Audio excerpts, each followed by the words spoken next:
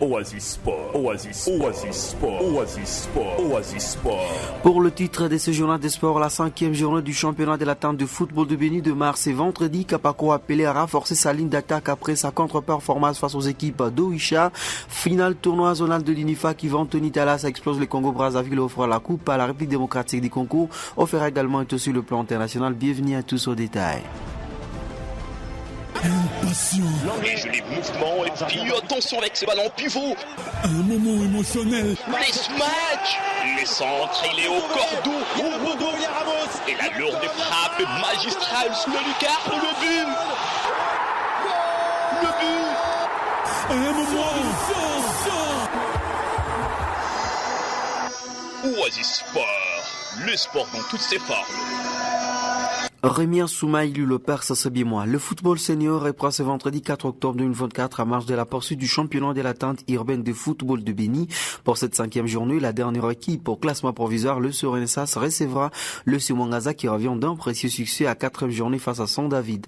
À clôture de la journée, le Subana Aigle qui court toujours derrière sa première victoire depuis son arrivée dans les luttes bénitiennes offrira son hospitalité au FC Gillette. La récente victime de l'académie Oumonja, ces deux matchs qui la seront la 5e journée seront à suivre à prix des places fixées à 2000 francs en collant au stade du 15 octobre.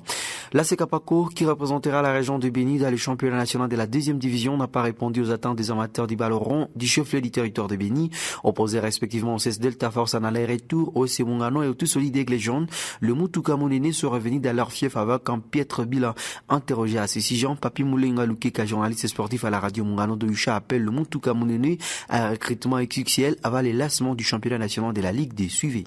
Je vais d'abord remercier et féliciter l'équipe de Kapako qui a eu le courage de se rendre à Oicha pour livrer ces 4 matchs parce que ça vaut la peine, nous sommes à la phase de préparation. Il fallait que l'équipe puisse essayer de faire jouer plusieurs joueurs en fait de valier le vrai effectif qui va devoir se rendre à Gom. Kapako a livré 4 matchs, 2 défaites, 2 matchs nuls. En fait, ce sont des matchs de préparation. Je ne peux pas directement condamner l'équipe, mais s'il faut vraiment entrer dans le fond, la performance de Kapako ne rassure pas encore jusqu'à présent parce qu'il y a encore plusieurs défauts liés au mental des joueurs, l'expérience aussi de certains joueurs qui sont en train d'apprendre bien sûr jouer dans l'équipe de Kapako. Peut-être les uns sont même stressés par rapport au programme de la Ligue D. Espérons que ça va aller. Je suis en train de déplorer l'absence de certains grands joueurs, les expérimentés comme le Macho Zingouliko et les autres qui ont toujours partagé, qui ont toujours présenté un bon football avec les jeunes qui sont ici. J'allais souhaiter que Kapako renforce plus l'attaque parce que la défense plus ou moins, le milieu du terrain avec Jospé, Pirlo et les jeunes garçons John, ils sont en train de tourner très bien au milieu du terrain, mais l'attaque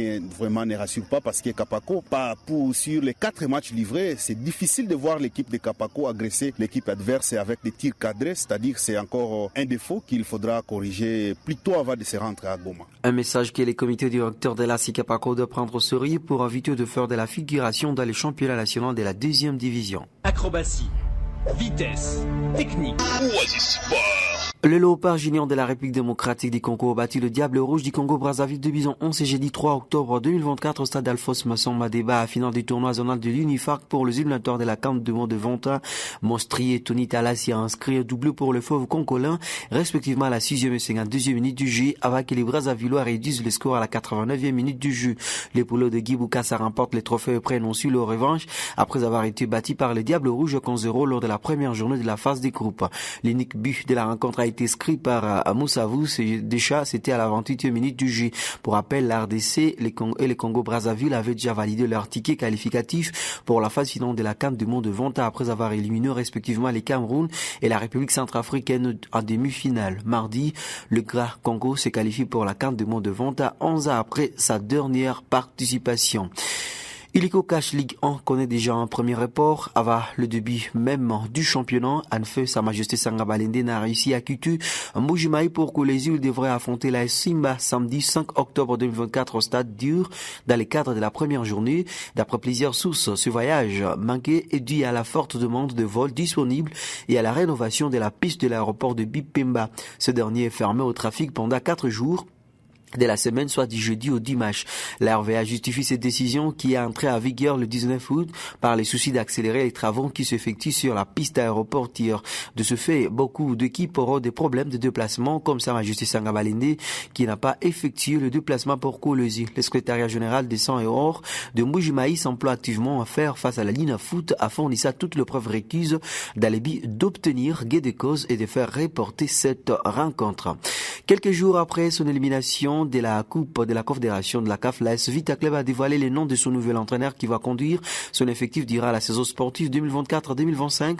C'est le technicien sénégalais Youssouf Dabo qui remplace le Marocain Absalem Ouadou qui avait démissionné juste après la défaite des Moscovite sur la pelouse de Stellenbosch FC d'Afrique du Sud. Youssouf Dabo est celui qui Amadou Diaby a choisi pour sortir la team vert et la team verte et noire de Kinshasa des Gouffres. Youssouf Dabo pourrait faire ce début d'Avita Club face à l'Olympique Le Bukavu-Dawa. Ce sera le dimanche 6 octobre au stade des Martyrs de Kinshasa, un match comptable pour la première journée d'Illico Cash Ligue 1. La rencontre est prévue à 15h30 à heure de Kinshasa, 16h30 de Béni.